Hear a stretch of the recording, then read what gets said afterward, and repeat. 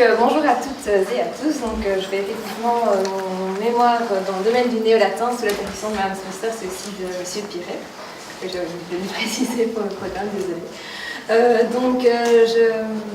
J'étudie une tragédie néo-latine intitulée Alexander Severus de Frédéric Morel. Donc, avant de passer à la présentation du poster, je vous propose plutôt de vous donner quelques informations sur cette tragédie et son auteur.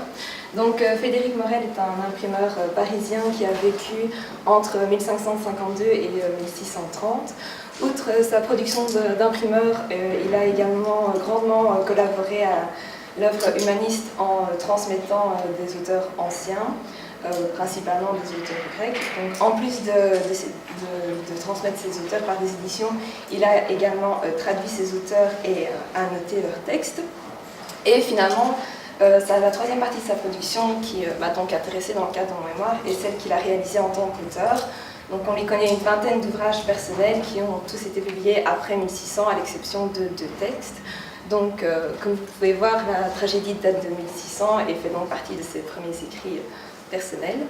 Alors comme les titres l'indiquent ainsi que l'adjectif togata, cette tragédie se concentre sur un événement de l'histoire romaine, c'est-à-dire les derniers instants du règne de l'empereur Alexandre Sévère, donc qui a régné au IIIe siècle de notre ère et qui a été assassiné par ces soldats qui se sont rebellés.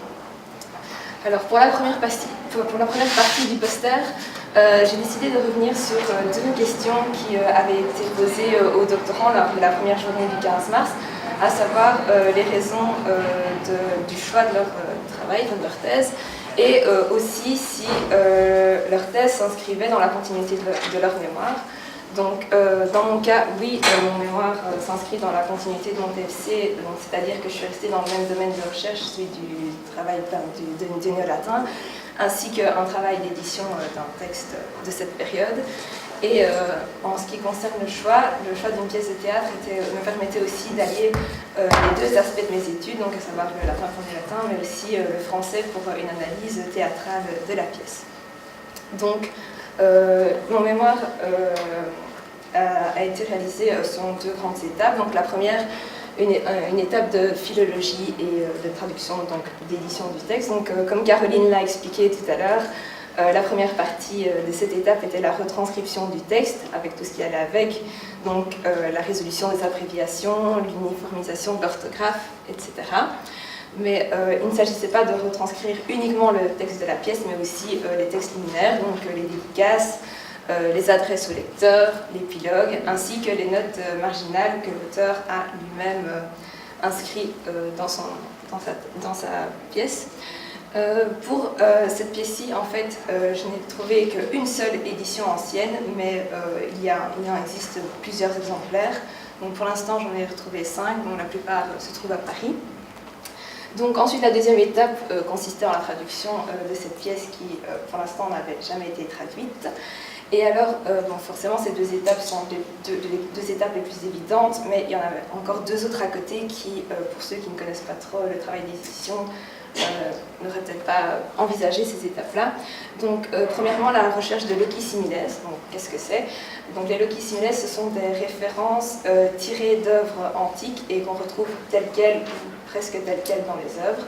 Donc, pour repérer et identifier ces références, j'ai utilisé l'outil qui est la base de données Library of Latin Text. Donc, c'est une base de données dans laquelle on sait entrer les termes latins en prenant en compte les désinences et les terminaisons pour les substantifs et pour les verbes. Et alors, ça permet de retrouver dans le corpus antique les références telles quelles et de savoir où elles se trouvent, chez quel auteur, dans quel livre, à quel chapitre, etc. Et alors, la deuxième étape, c'est celle de l'élucidation des réalia. Donc ça, c'est-à-dire que je donne des explications sur les références mythologiques, historiques ou géographiques.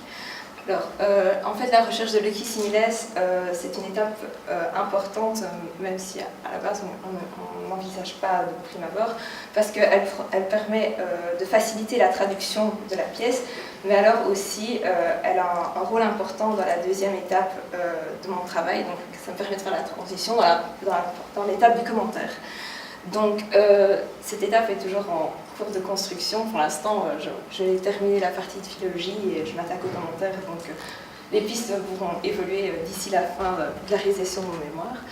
Donc, premièrement, une analyse externe de la pièce, donc reprendre les éléments qui concernent l'auteur et cette époque. Donc, c'est pour ça que je vous en ai parlé tout à l'heure. Donc, le fait qu'il a vécu principalement dans la seconde moitié du XVIe siècle et que c'est une époque où la France a été troublée par les guerres de religion. Et bien alors, voir ça, le fait de relever ces éléments me permettra de voir si ils ont une signification, enfin s'ils retrouvent des échos signifiants dans la pièce. Et alors ensuite une analyse interne, donc une comparaison du contenu de la tragédie de Morel avec les sources, donc notamment celles déterminées grâce au Loki, mais aussi celles qu'il a clairement explicitées, à savoir ici l'histoire auguste.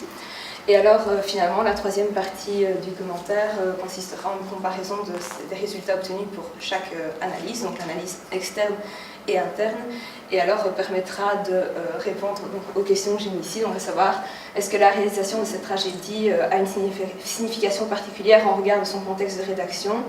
Et alors, d'autres questions par rapport à la mise en scène de cette pièce, donc savoir si cette pièce est le résultat d'une volonté d'écrire personnelle ou si elle était destinée à la scène, et si c'est le cas, pour quel public, et finalement, est-ce qu'elle a été réellement représentée. Donc voilà, je vous remercie pour votre attention.